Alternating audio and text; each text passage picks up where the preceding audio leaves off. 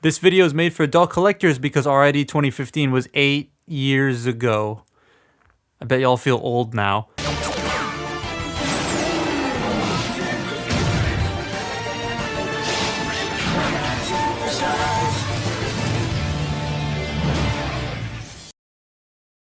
I did not enjoy RID2015's show.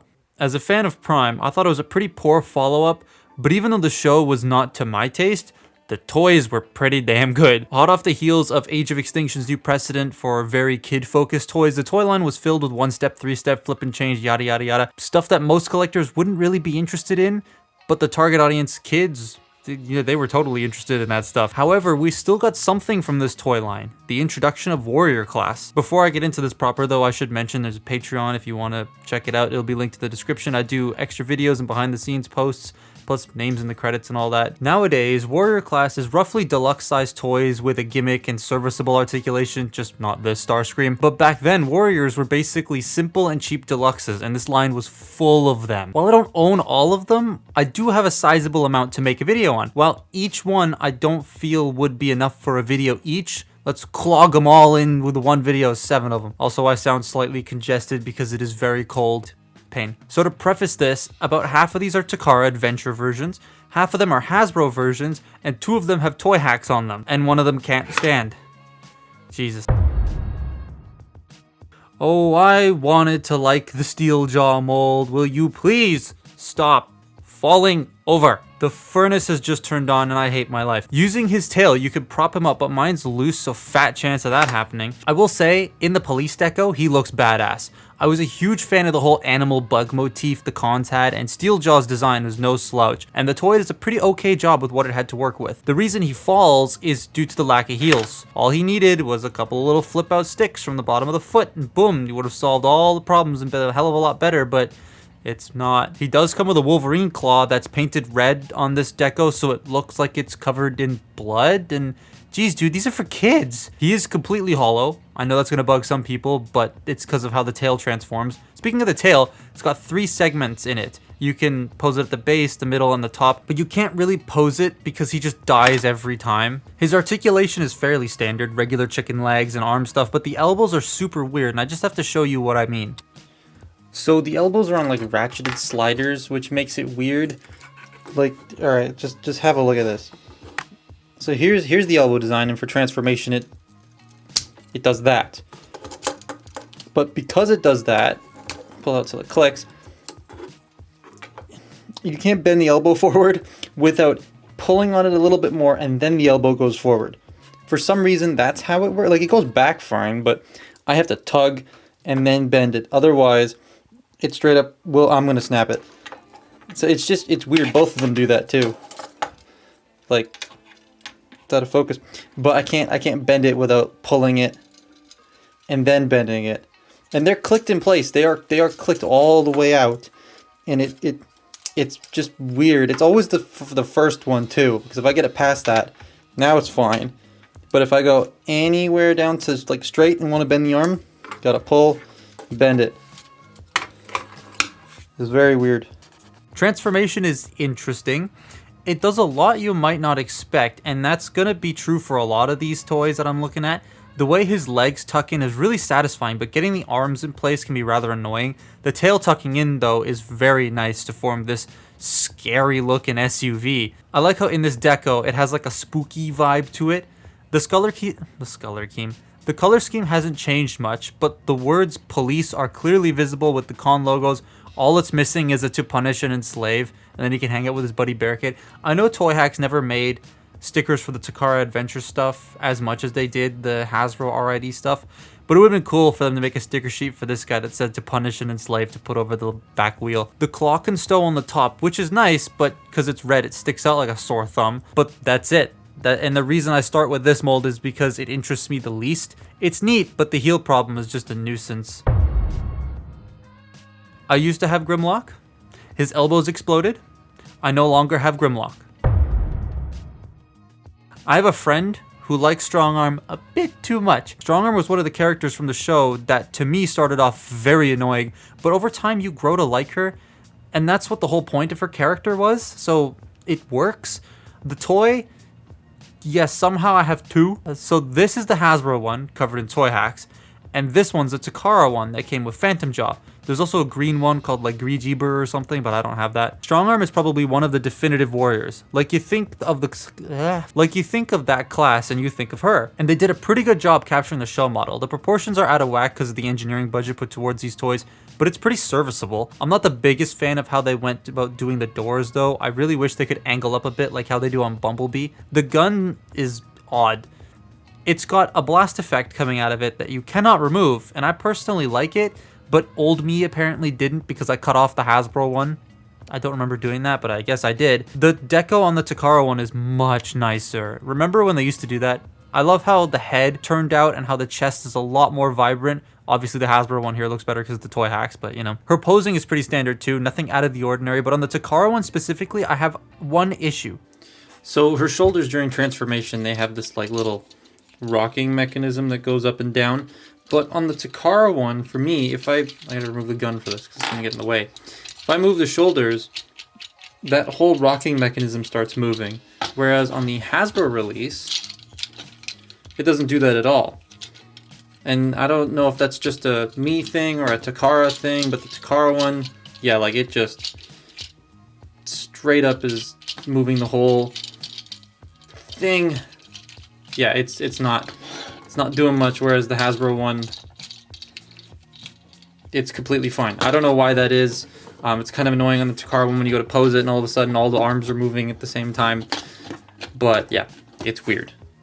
The toy hacks do make it look a lot better, and I recommend you buy those if you buy Strongarm, especially the Hasbro one. Transforming it is pretty neat. The way the arms sort of engulf the front of the like head and stuff, and how the legs just sort of not do anything. It's pretty interesting. The doors can be a bit of a pain tabbing in, but we have another SUV.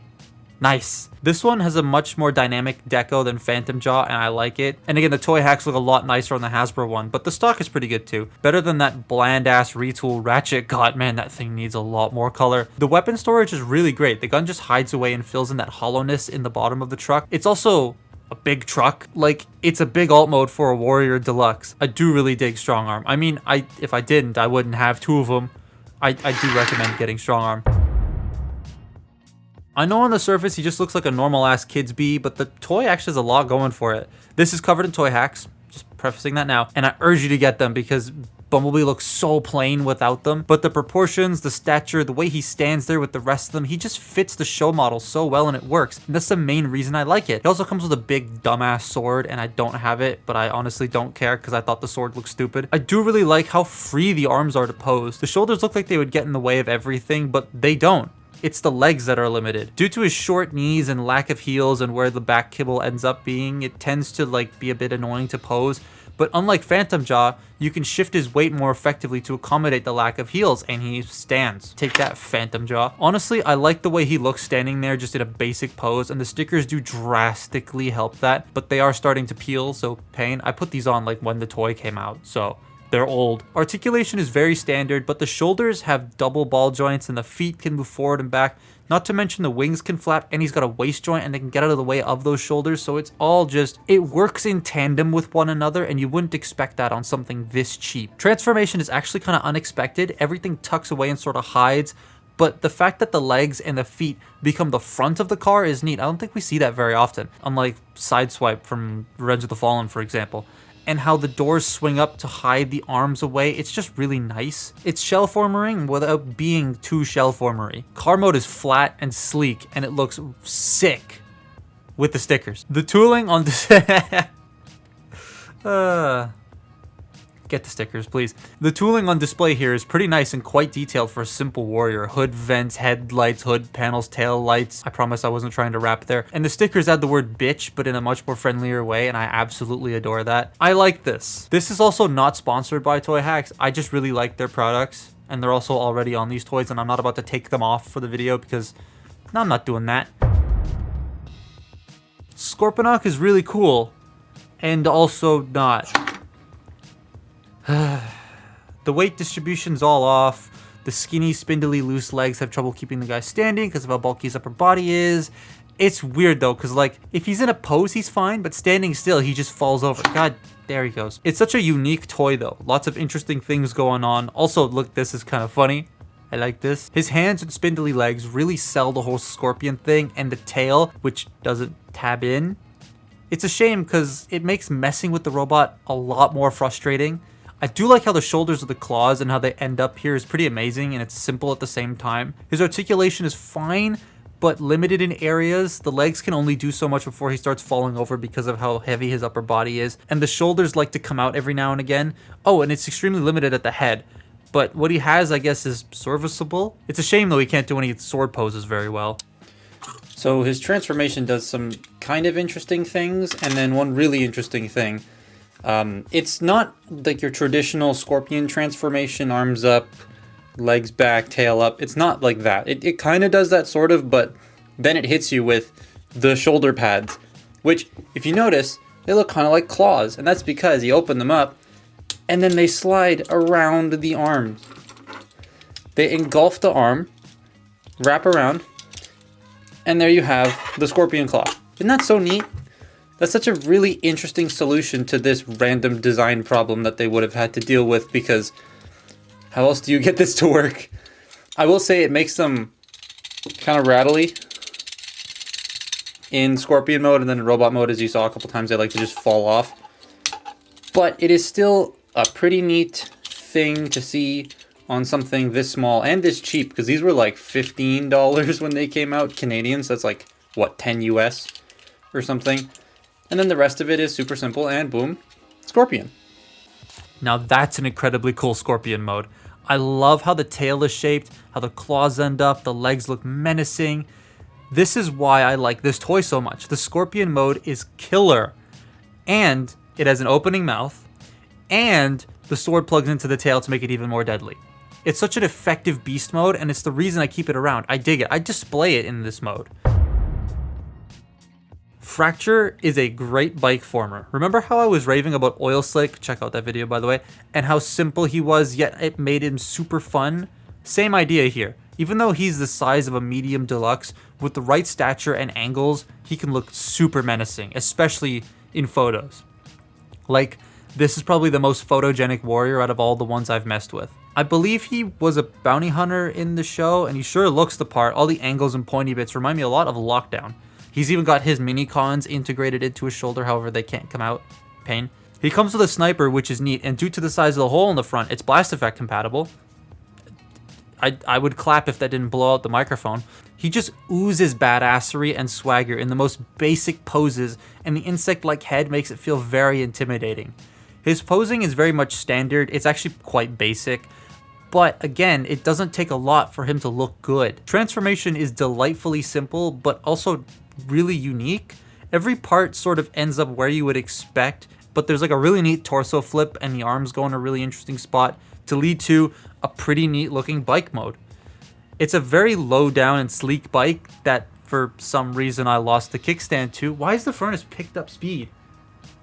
Bruh. The hum is going to be here now, and I apologize. But yeah, I've lost the kickstand, so I just used a folded up rifle to hold it up. I don't know where the stand went. The wheel can turn, which is nice, and the limbs hide away just well enough to not be seen at all. I will say it's the lightest feeling of the figures, though. It doesn't feel as nice in the hand as the others, but it's not terrible. I do like it, and it's definitely not going away anytime soon. Mirage, I mean Jazz. Okay, that's Mirage. Just deal with it. It ain't changing. Also, it's not even the same car as Jazz. Jazz was a different Porsche, for those who don't know. And just because a robot has like a cool demeanor doesn't automatically mean he's Jazz. We've had 6 movies of this. This Jazz is just neat. Courtesy of Bai, I have this thing, and like, why does he have a jousting lance? This is the Takara one again, and the deco is just super nice. Not as plain looking as the Hasbro one, but then again, there are always stickers if you want the Hasbro one. He is a bit kibbly. I remember that being a big complaint when he came out, and yeah, the legs have a bit much. Not to mention, my figure has like a very stuck left thigh swivel, but the rest of it doesn't look half bad. The face on the Takara one, though, is a lot less creepy looking than that weird half grin, half screaming bug-eyed face of the Hasbro one. His posing is standard, but he lacks a waist joint, and that does hamper how good he can look in poses because of the lance. Like, you can't get him into good lance poses. Like, why did he come with a lance? His transformation, though, is really cool. The legs do what you would expect, but the arms fold up and tuck away to form the front grille, which I think is a really neat touch. However, getting the hood in place can be a bit of a pain, and I'm very scared about scratching the paint on the windshield. Car mode is very nice. It feels like Earthspark B a bit. It looks great, it's chunky, and the deco is lush. The weapon storage is kind of meh, but that's the only thing I don't like about this car mode. It's just beef. I dig it. This I wasn't expecting to be my favorite, but it is. This one is the IDW head, and he looks like an old ass man, but that's my only gripe look-wise. Being a heavy retool of Bumblebee, which I didn't know until I got the toy, it's so much better. He has a lot more range of motion, and the colors are just fantastic. He also has some sick ass weapon storage. His sheaths into the hip armor there and looks great, or he can wield them, but like he can also pose him drawing his swords. Like, how awesome is that for a simple cheap warrior? He can draw his own swords. He has the same long legs as B, being that he shares engineering and stuff, but the way it's tooled here, it works better looks wise. Like the knee pads and the arm shield, they add more bulk. And if you saw the show, you know how bulky Drift was. His articulation is the same as B's, and yet it feels greater. Because of the shaping of his leg kibble, he isn't bogged down by lack of heels, nor is he hindered by one massive fuck you sword that Bumblebee comes with for some reason. He just feels a lot more nimble and agile in his articulation, especially with the double elbows and all that stuff, and the wrist hinges. Transformation is just Bumblebee's, but the arms are different due to them having the doors attached to them. But the car mode to me looks so nice, emulating the same basic shapes as his movie counterpart, which is what his RID form is based off of. It looks great. Sure, I personally prefer the orange, but I still think it looks pretty nice. I love the color up front. I love how the grille represents the actual toy's head shaping, like the show model one. Like, it's got the shape of the head crest and stuff. It looks really cool. It would have been cool if he came with minicons to mimic the arm bulk, but it's a warrior. They made minicon toys for that. Yeah, the warriors are bogged down by smaller budgets, less paint, simpler engineering, and slightly worse articulation than your average legacy toy, but I still think it's worth a look by a lot of you watching because they're cheap. You can get these for hella cheap used in quite a lot of places. Quillfire, who I left out of this video because I didn't want it to be too long, cost me $5 used complete. Scorponok cost me $10 brand new. The Takara 2-packs were 30 to 40 each. Like, they aren't expensive on the secondary market, save for Sideswipe, which for some reason he's a lot of money and he's like the worst warrior I've heard. I highly recommend checking them out. Grab a couple of cheap ones and just mess with them. They're great. They're nice desk toys. But that's my look at like 1,000 different warrior class toys. Follow me on Twitter and Instagram, and I'll see you next time. Bye-bye.